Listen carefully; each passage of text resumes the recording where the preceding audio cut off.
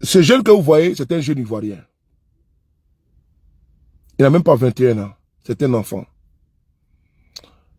La Côte d'Ivoire, ça ne va pas. Je pense que d'autres aujourd'hui vivent le luxe, la vie de Louga. D'autres sont à l'abri du besoin. D'autres n'ont pas de problème. D'autres, chez eux à la maison, c'est le lait et le miel qui coulent. Nonobstant, il y a des Ivoiriens qui coulent sous la misère. Il y a des Ivoiriens aujourd'hui qui fuient le pays. La preuve, on est en France ici. Moi, je suis en France.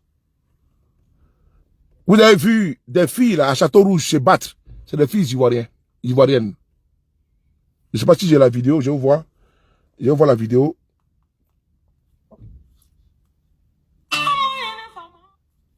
Attendez, je vois la vidéo.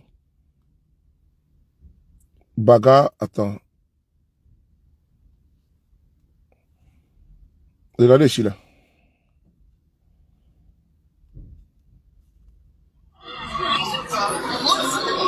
Attends. Ouais, c'est Baga là. Voilà. Voici palabre entre Nigériens et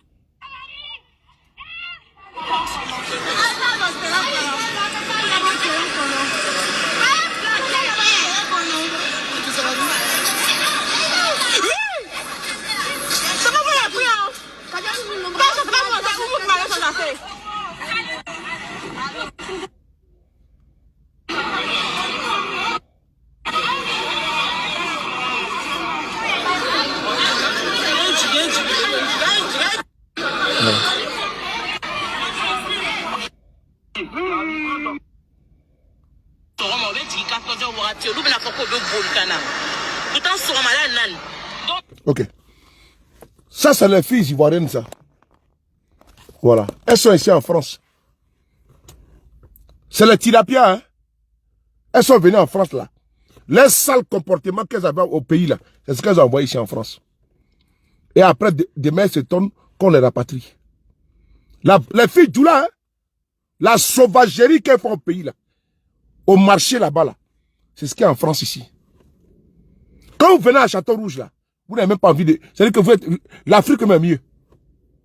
Vous partez à Château d'eau, c'est même pas la peine. C'est-à-dire que si on ferme tes yeux d'Abidjan, on ferme tes yeux, et puis on vient te faire descendre à Château d'eau, là, tu as dit non que oui, tu te trouves à jamais. Mais c'est pas la peine. Ce n'est pas la peine. Ce n'est pas la peine. On ferme tes yeux, on te dépose à Château-Rouge, à Saint-Louis-Saint-Denis, c'est pas la peine. Les pickpockets, les voleurs, c'est pas la peine. Elles font bagarre comme ça. Après, elles vont à Château, elles vont à la gare de l'Est, devant les Français comme ça. Et après, ils prennent les vidéos. Ils envoient ça chez les députés et autres. Campagne électorale, là, c'est l'année prochaine. C'est l'année prochaine. Vous allez voir. L'immigration, là, c'est au cœur de la campagne électorale. L'immigration. C'est la campagne électorale, c'est l'immigration. Et nos sœurs, là, c'est elles qui nous affichent ici.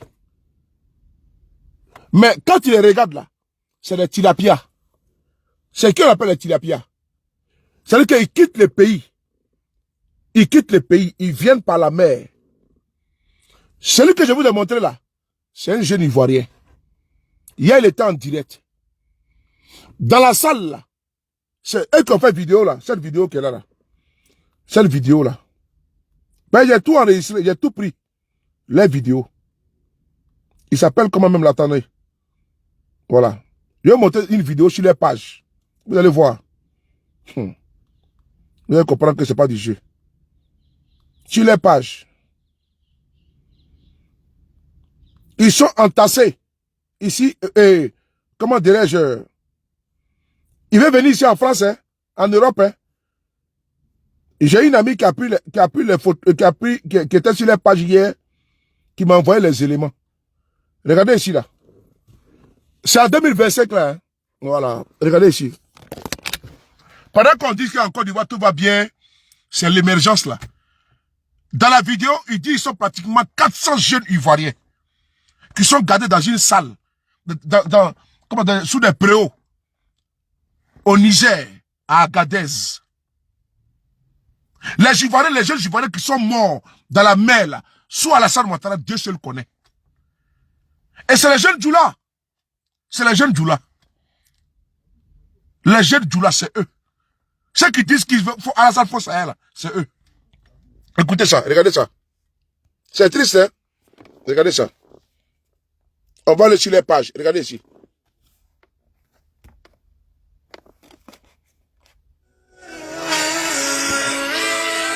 T'as vu? Ils ont manifesté au Niger il y a une semaine. Ils disent qu'ils veulent rentrer au pays. On va continuer encore. C'est pas terminé, hein? Vous allez voir.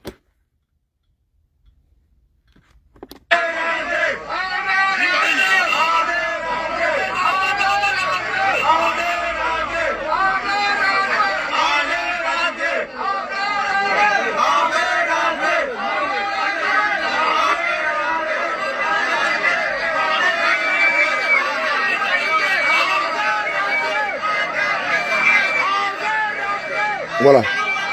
On va aller ici. Regardez-les. C'est une ancienne vidéo là. Nous quand on a marché, c'est nous on est ici là. C'est une ancienne vidéo là. Voilà, c'est nous on est ici là. Voilà. Voilà Manoa, un jeune. Voilà Manoa, un jeune dément. Un jeune dément. Écoutez. Hein. Qui est parmi nous. Manoa. Voilà Manoa, un jeune qui est parmi nous. Manoa, tu peux dire la date d'abord pour commencer. Ok, le 29 janvier.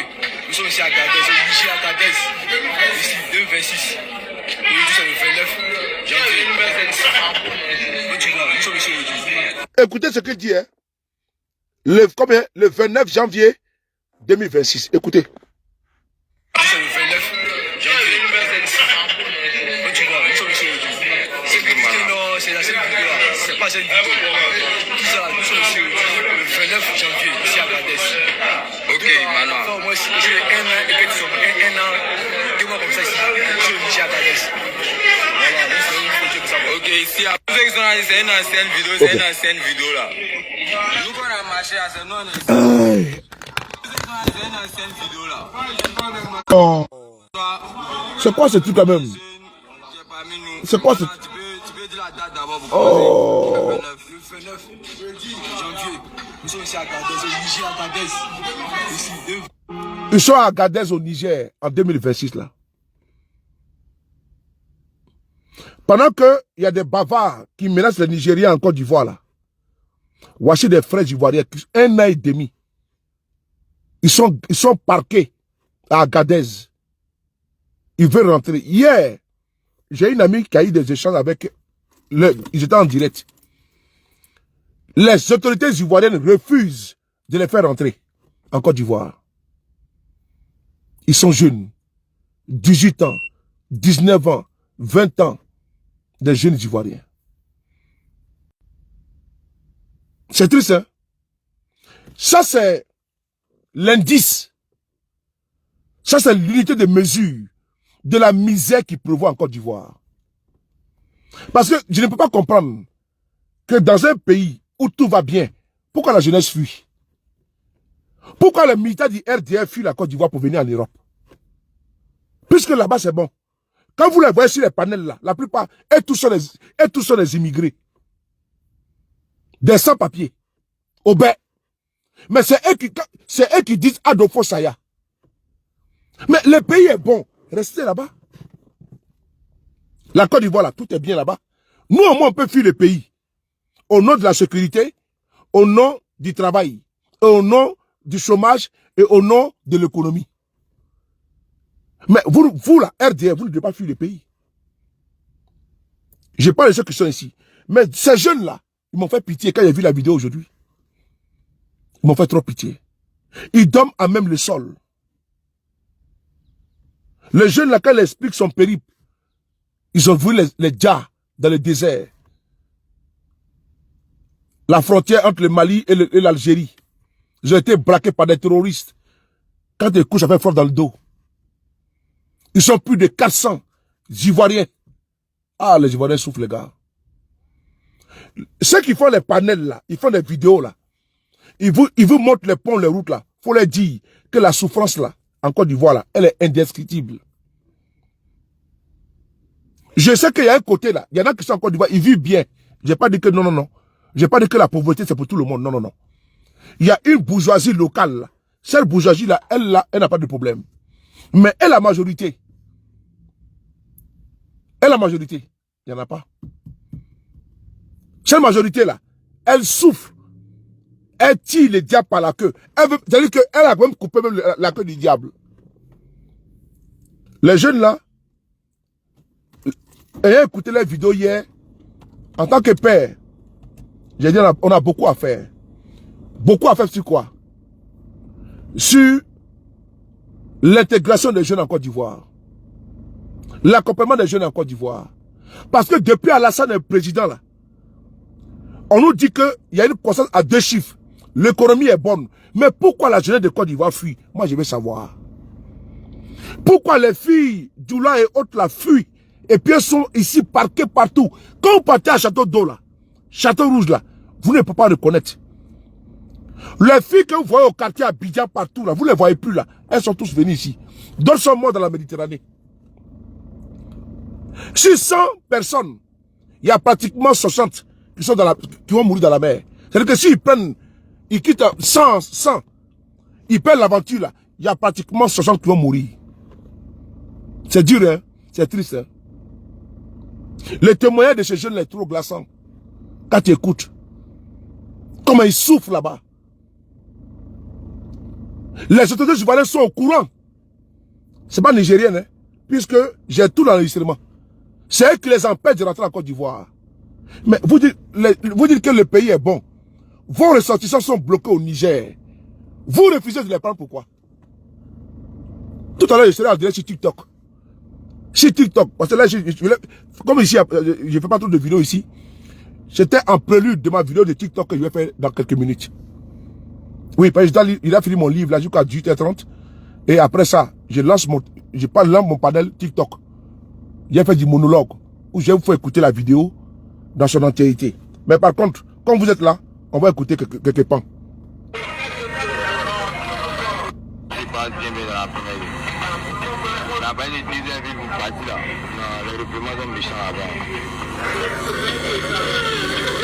Si tu as quoi une bonne personne, il va te dire pour les mains. Il va venir te ménoter doucement. Si tu as tombé sur quelqu'un. C'est les réseaux, c'est les réseaux. Attendez. 50 personnes, 400. Alors, écoutez les noms de personnes qui sont. Écoutez les noms de personnes. Écoutez. Les moutons du RDR qui vont venir ici là. Qui vont voir ma vidéo plus tard là. Je vous parle à vous. Vous êtes ici en France là. Vous n'avez pas intérêt à me provoquer. Voilà. Sinon ma belle rapatriée quoi. Voilà, c'est important. Écoutez. On dirait qu'il n'a pas été répondu normalement, mais je ne sais pas.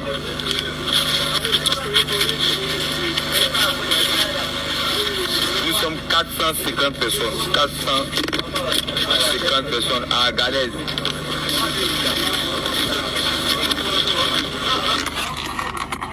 Moi, j'ai dit seulement 400, non? Les jeunes disent sont 450 personnes à Agadez. 450 jeunes Ivoiriens. Ivoiriens seulement, hein? 450 jeunes Ivoiriens à Agadez. Et il va expliquer. C'est grave, hein? Ce qui se passe dans notre pays, c'est grave. C'est grave. Tous les jeunes drogués que vous voyez au quartier, là, vous ne les voyez plus là. Ils ne sont pas en prison, hein? Tous les petits jeunes du quartier que tu voyais, tu ne les vois plus là. Il n'est pas parti au village, hein? Il est au Niger. Il veut rentrer en Europe. Hein? C'est chaud, hein? C'est chaud. C'est chaud. Mais ils vont vous montrer la Côte d'Ivoire 17 000 milliards de quoi? Budget de budget. La Côte d'Ivoire a fait la tour W. Mais la jeunesse fuit. Et le grand remplacement est en cours. C'est normal que les étrangers viennent prendre la place. Puisque les jeunes Ivoiriens fuient.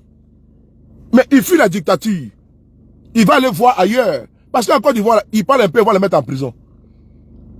Il ne peut pas parler, il ne peut pas faire politique. Il ne peut pas dénoncer. C'est comme le petit Jean-François Kouassi là. Mais bientôt vous allez voir qu'il est parti en exil. Parce qu'il ne peut pas continuer la politique en Côte d'Ivoire, il ne peut pas le faire. Jean-François Kouassi, là, il ne peut pas rester en Côte d'Ivoire. Parce qu'ils vont le mettre en prison. Ils vont l'éteindre. Mais donc pour pouvoir continuer de parler, il faut qu'il s'exile. Ce régime-là n'aime pas la contradiction. Jean-François Kouassi, là, il va fuir le pays. Ils ne vont pas le laisser. Ils ne vont pas le laisser. Le péché mignon du RDR, là, c'est la liberté d'expression. Ils ne veulent pas ça. Dire que ce qu'ils font n'est pas bon, là. C'est pas bon. Franco, comment tu vas? Lydie, comment tu vas? Ils n'aiment pas ça. Le péché que vous pouvez commettre en Côte d'Ivoire, là, faut dire que ce que le pouvoir Ouattara fait, c'est pas bon.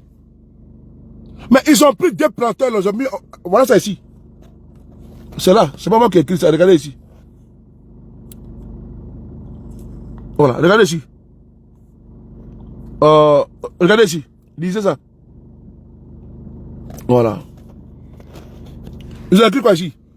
On dit deux responsables syndicaux de la filière café cacao placés sous mandat de dépôt à Abidjan. Vous avez entendu? Même les paysans ne les laissent pas. Si vous êtes encore là, moi en tout cas je suis là pour vous défendre.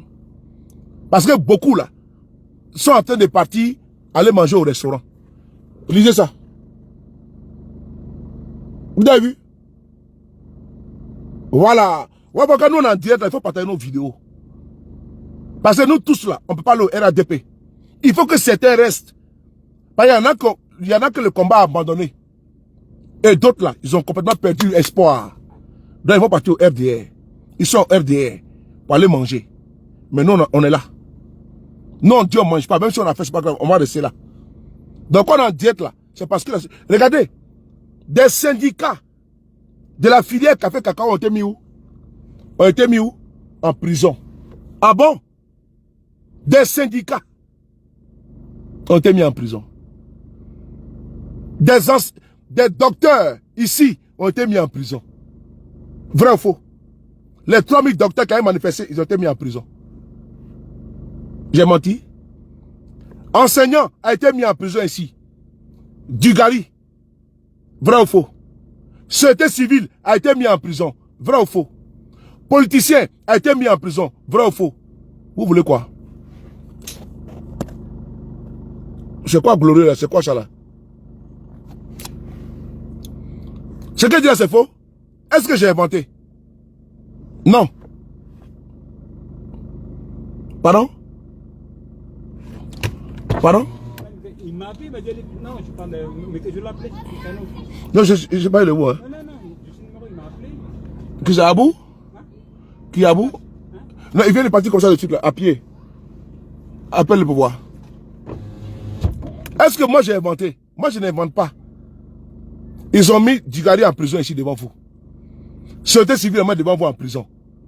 Les jeunes JFK est parti parler, se bat Bandel, l'ont mis en prison.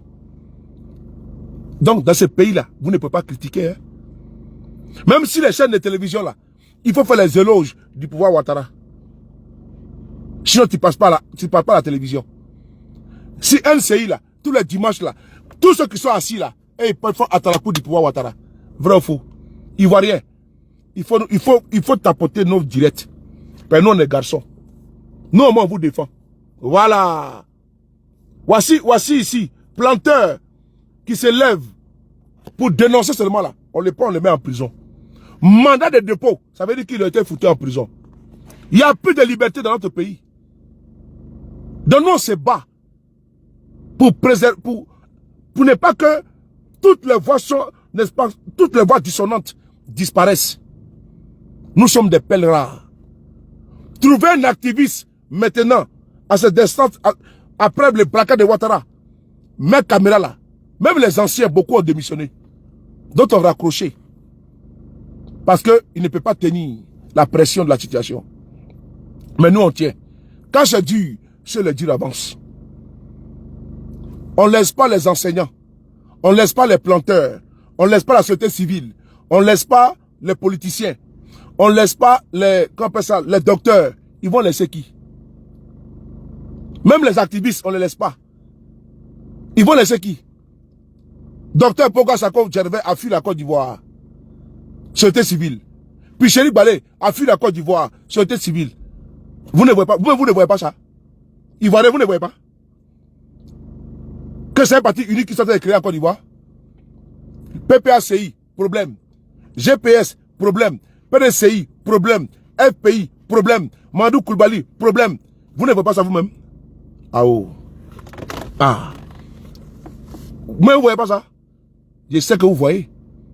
Et vous lisez entre les lignes que la situation qu'on voit n'est pas bonne. Contrairement à ce que les gens disaient. Je suis que tu vas regarder ici là.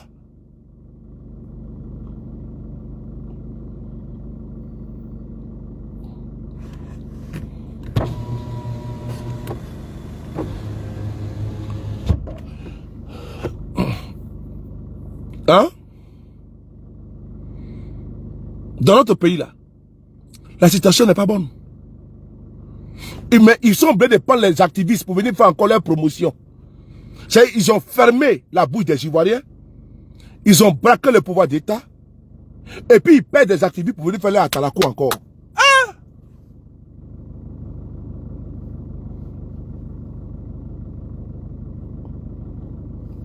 C'est quand même grave, hein?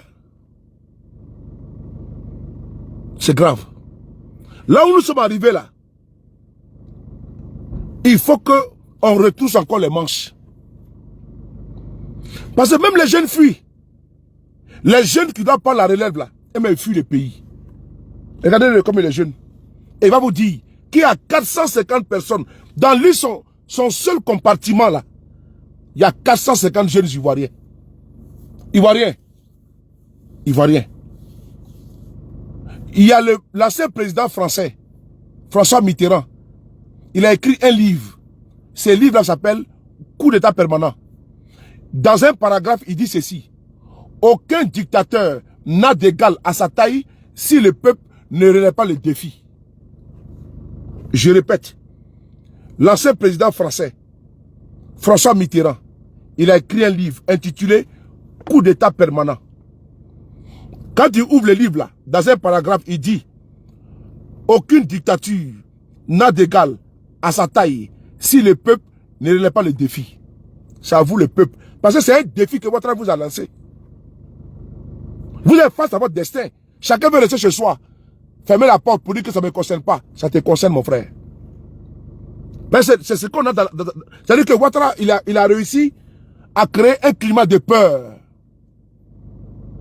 Et ce climat de peur a fait en sorte que personne ne veut prendre pas des risques. Donc tu fais quoi? Je m'occupe de mes enfants, j'écoute au boulot, je mange chez moi à la maison, je ferme la porte. Je vois mes enfants grandir. Ce n'est pas la bonne solution. Ça, il faut mettre ça dans votre tête. La solution n'est pas... Oui?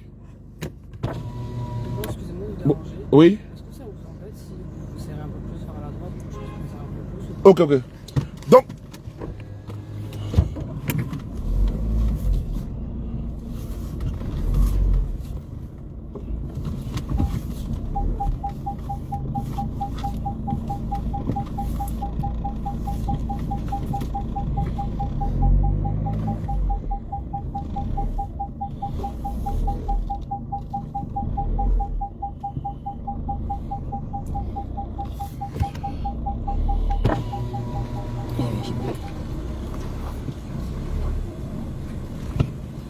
C'est bon. C'est là encore. Hein. Faut le faire encore.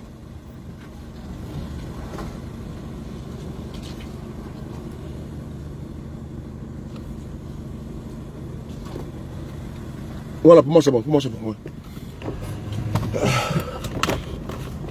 Donc, les gars, c'est là quoi nous sommes aujourd'hui là. C'est bon, non? C'est bon? Ok, c'est là quoi nous sommes aujourd'hui. C'est notre liberté. C'est votre avenir qui est en jeu. C'est l'avenir de vos enfants qui est en jeu. Dans ce pays-là, nous avons des symboles qui ont décidé de dire non. Les Marie Corée, là. Mais quand les Marie Corée, quand les maris ont été arrêtés, là, elles ont marché sur la prison de Bassam. Elles ont marché sur la prison de Bassam. Dans ce pays-là. Aucune liberté ne se donne sur un plateau d'or. on n'offre pas la liberté, on n'offre pas la démocratie, elle s'arrache. Ou bien vous voulez vous conformer, vous contenter de la démocratie qui est aujourd'hui dans votre pays? Je ne crois pas. Nous là, on aime la Côte d'Ivoire, hein? Voilà pourquoi nous parlons. Sinon, je peux vaquer à mes occupations. Mais quand j'entends et je vois ce qui se passe au pays, et on veut que tout le monde fasse l'éloge du pouvoir en place, c'est pas possible. Et qui va critiquer? Dans ce cas, c'est-à-dire que même dans les monarchies du Golfe, Arabie Saoudite, les femmes là, elles ne pouvaient pas conduire. Les femmes saoudiennes là, elles étaient interdites de conduire. Mais elles se sont battues. Oui. Les femmes saoudiennes là, elles se sont battues. Aujourd'hui, elles conduisent les voitures. Mais alors que là-bas là, c'est un royaume. Le royaume chérifien, le royaume, comment dirais-je, en Arabie Saoudite. Mais ils se sont battus, elles se sont battues pour arracher la liberté. Au prix de beaucoup de choses. Oui. D'humiliation, d'intimidation, d'emprisonnement. Mais les femmes saoudiennes se sont battues. Oui. Les Rosa Parks se sont battus. En Égypte, là, pour faire tomber le pouvoir de Moubarak, là. Mais il a fallu que quelqu'un tombe. Qui est tombé? C'est Khaled. Un policier a tiré sur Khaled. Vous avez compris? Et ce qui a fait qu'il y a eu la révolution en Égypte. Il n'y a pas de l'Égypte. Khaled. Il y a également la situation qui s'est passée en Tunisie avec Mohamed Bouazizi, qui s'est immolé. Un vendeur à la sauvette. Ça a valu ou quoi? Ça a valu le départ de Ben Ali. Mais Égypte, c'est Moubarak. Ben Ali a fui. En Côte d'Ivoire, il y a Nayo. Les gens sont brûlés. Les Ivoiriens sont les plus irrégables. Parce que la peur. Parce qu'un dictateur, là, il crée un climat de peur. Donc, cette peur-là fait que les gens ne veulent pas passer à l'acte. Tout le monde a peur. La peur d'être arrêté. La peur de perdre son travail. La peur d'être tué. La peur d'être emprisonné. C'est la peur. La peur de subir. C'est ça. C'est la peur. Dans mon livre là, dans les livres là, il y a un paragraphe qui parle de ça. J'ai voulu le paragraphe là, je ne sais pas si le livre il est là. Il y a un paragraphe qui parle de ça. Pas, ouais, le livre, il est là. Il y a un paragraphe qui est là. Comment le dictateur fait pour créer un climat? Vous allez voir ici. Dans un paragraphe, on dit ici quoi? Dans le livre, dans un paragraphe, on dit ici. Voilà. Vous allez voir que les dictateurs là. Voilà. On y va, hein.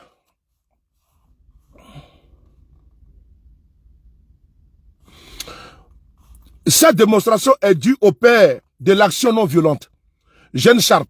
Sharp a compris que les dictateurs réussissent parce qu'on choisit de leur obéir. Jeune Sharp. Écoutez bien, hein. Écoutez bien. Il a fait d'abord une démonstration. C'est-à-dire que, qu'est-ce qu'il disait? Il disait que bon, quelqu'un te dit, bon, creuse un trou.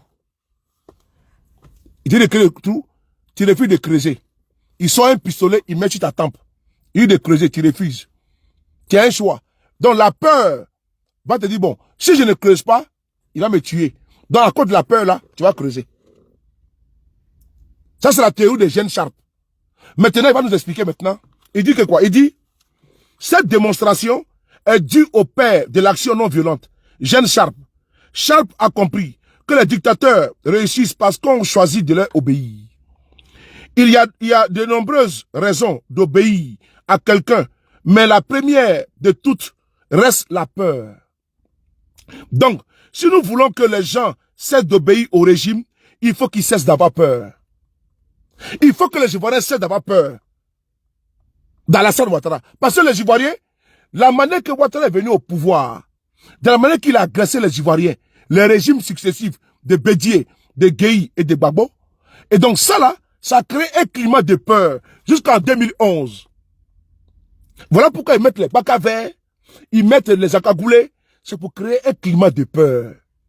Donc ce climat de fait que peuvent faire en sorte que les Ivoiriens ont dit ils sont laxistes. Non, ils ne sont pas amorphes. C'est le climat de peur que Ouattara a créé là. Que si on sort, ils vont décapiter comme ils le font avec tout son Kofi. Ils vont brûler comme Nayo. Mais si on arrive à surpasser cette peur-là, Ouattara va fuir. C'est la peur qui a fait que les Burkinabés ont laissé Blaise Compaoré pendant 27 ans. Mais si on arrive, mais au moment où les Burkinabés ont chassé la peur en eux là, mais ils ont chassé Blaise Compaoré. Vous ne comprenez pas? Quand les Burkinabés sont arrivés à chasser la peur en eux là, est-ce qu'ils n'ont pas chassé Blaise Compaoré? Écrivez oui ou non.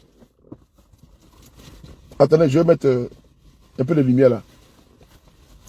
Comment tu vois Dacho? Je vais mettre un peu de lumière là, 2 secondes. Oh là là.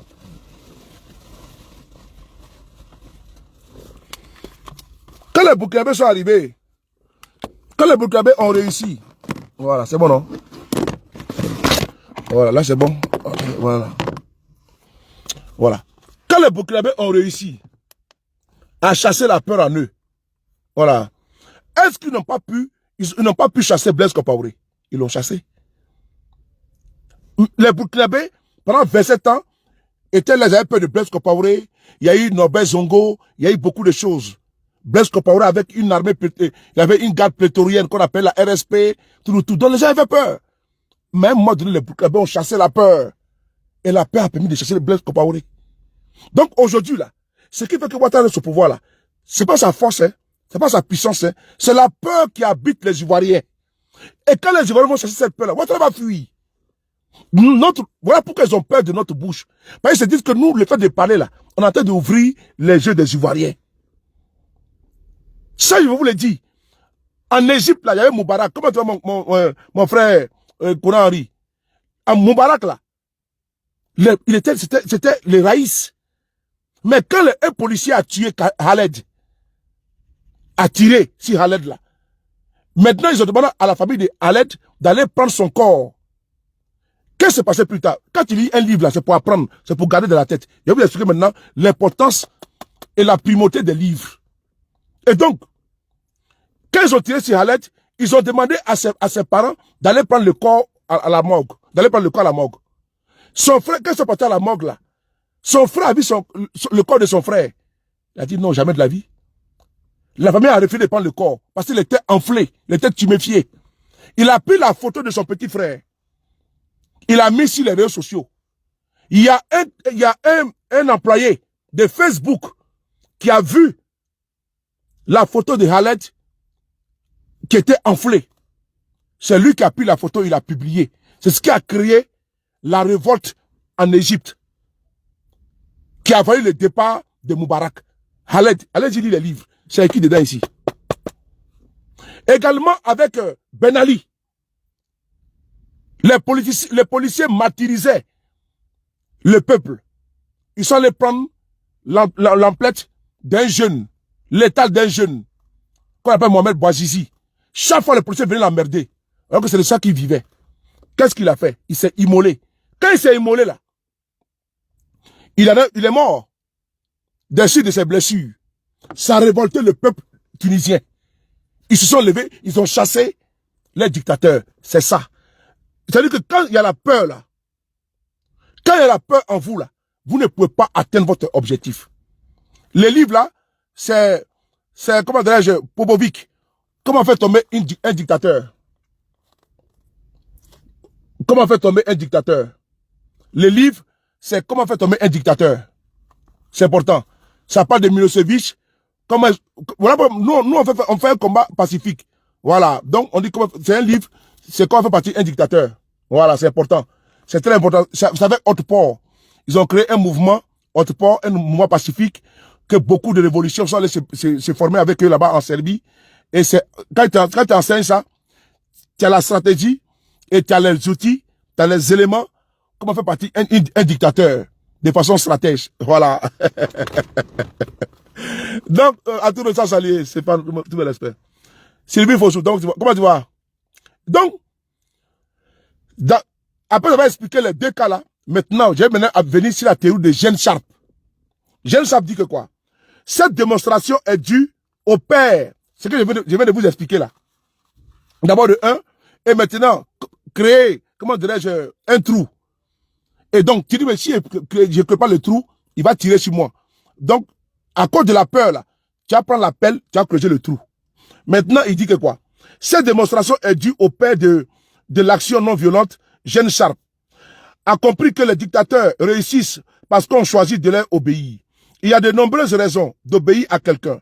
Mais la première de toutes reste la peur. Donc, si nous voulons que les gens cessent d'obéir au régime, il faut qu'ils cessent d'avoir peur.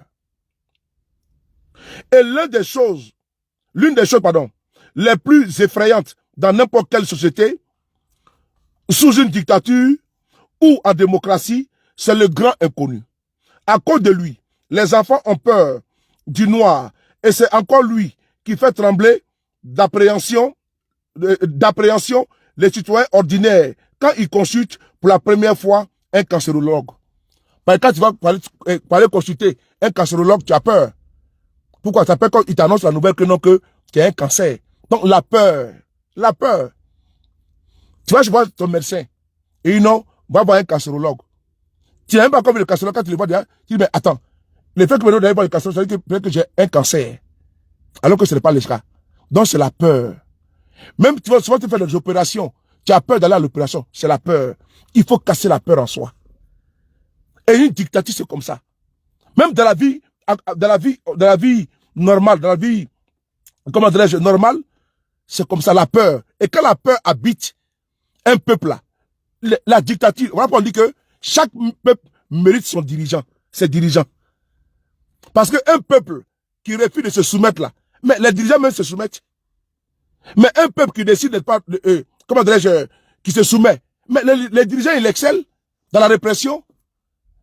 Mais Milosevic là, c'est la stratégie qui a été mise en place contre lui là-bas. Et d'ailleurs, en Syrie, même ça a été mis, tout est dans les livres là, c'est condensé, c'est un très bon livre. Jusqu'en Birmanie, il y a beaucoup de pays, hein, tout est dedans. Des formations qui sont, comment dirais-je, d'ici aux gens, pour pouvoir apprendre. Voilà pourquoi ils ont peur de notre idéologie, parce que nous on dit, non, c'est les insulteurs publics, on n'est pas insulteurs publics. Nous sommes des éveils de conscience de notre temps, de notre génération. Même si nous ne sommes pas des énarques, ou des sorbonnards, ou bien des intellectuels badés de diplômes. Mais avec le basique là, on arrive à faire comprendre les gens. Et ce qui leur fait peur, parce que nous on parle du français terre à terre, un français accrocheur, on est dans la simplicité, ça dérange. Et d'autres n'est pas dans la complexité, on élève le niveau. Allez, Franck Nyamsi, voilà, parce que ils s'adressent à un autre type comment dirais-je, d'auditoire. Et bien pour vous, où nous sommes à notre niveau là, ils ont peur de notre lancée. Et donc je continue. La meilleure façon de surmonter la peur de l'inconnu, c'est la connaissance. Vous avez compris? La meilleure façon de surmonter la peur de l'inconnu, c'est la connaissance. Dans l'instant, on sait déjà ce que je venais de vous expliquer sur le régime de Ouattara tout. Mais tu n'auras plus peur de ce régime-là. Voilà. Bon, attends, on va bloquer elle là. Voilà. Vous avez vu, non, c'est le même nom, hein. Voilà, je vais les bannir. Voilà, je l'ai bloqué. La meilleure façon de surmonter la peur de l'inconnu, c'est la connaissance. Dans les premiers jours d'Otpor, l'un des instruments les plus efficaces que la police avait contre nous était la menace de l'arrestation. Notez que je n'ai pas dit l'arrestation, mais simplement sa menace. Voilà. La menace était bien plus efficace que la chose elle-même. Parce que, avant que nous ayons réellement commencé à nous faire arrêter par la police de Milosevic, nous ne savions pas à quoi ressemblaient les prisons. Et comme nous redoutons par-dessus tout l'inconnu, nous imaginions les géoles du pouvoir comme le dernier siècle de l'enfer, une version serbe à peine moins terrifiante du puits du Surlac dans Star Wars. Mais quand la lutte est devenue plus chaude et que beaucoup d'entre nous ont réellement été arrêtés, nous avons été en mesure de raconter notre expérience aux autres une fois libérés. Nous avons rédigé à destination de nos camarades révolutionnaires le récit détaillé. de ce qui s'était passé en prison. Nous voulions que ceux qui s'apprêtaient à être eux-mêmes arrêtés, et nous savions qu'ils seraient nombreux, comprennent chaque étape de ce qui allait leur arriver. La connaissance. C'est-à-dire que, quand ils menacent qu'ils vont t'arrêter, tu ne sais pas dans quelle circonstance tu seras mis, dans quelles conditions. Mais par contre, le fait d'être arrêté et d'avoir purgé ta peine de prison, quand tu sors à tes autres camarades de lutte, tu leur expliques comment est la prison, la dureté de la prison et l'importance de la prison. Donc, dès l'instant tu sais que tu seras arrêté, tu seras mis en prison là. Mentalement, vous êtes déjà préparé. Psychologiquement, vous êtes préparé. Moralement, vous êtes préparé. Donc, ne pas peur de la prison. Et donc, ils sont battus comme ça. Mais dès l'instant, on a peur d'être arrêté. On a peur de se battre là. On va rester toujours comme ça, amorphe. On va rester toujours des spectateurs en train d'assister à l'arrestation one by one de nos contemporains. Donc, chers Ivoiriens, il faut chasser la peur. Je le dis encore une fois de plus, Ouattara n'est pas puissant. Ouattara n'est pas un surhomme. C'est la peur qui anime les Ivoiriens, qui permet à ce que le régime de Ouattara reste toujours au pouvoir. Sinon, le jour que les Ivoiriens vont se résoudre, c'est-à-dire que à chasser la peur de la fenêtre, Ouattara va ouvrir la porte, il va fuir le pays.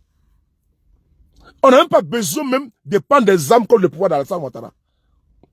Je répète encore, on n'a pas besoin d'aller créer une rébellion. On n'a pas besoin, c'est-à-dire que de prendre des armes.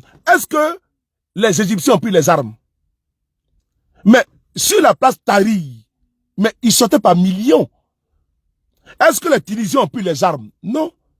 Est-ce que les Burkinabés ont pris les armes? Non. Ils ont chassé la peur. Regarde-moi dans les yeux. Chasse la peur. Et parce que dans la vie, là, mouiller, c'est mouiller. Il n'y a pas de mouiller sec. On meurt une seule fois. Si tu es mort, tu es mort. Ton jour est arrivé. Mais pour dire qu'on va s'asseoir, pour dire non, on regarde là. On fait 50 ans dans ça. Chassons la peur.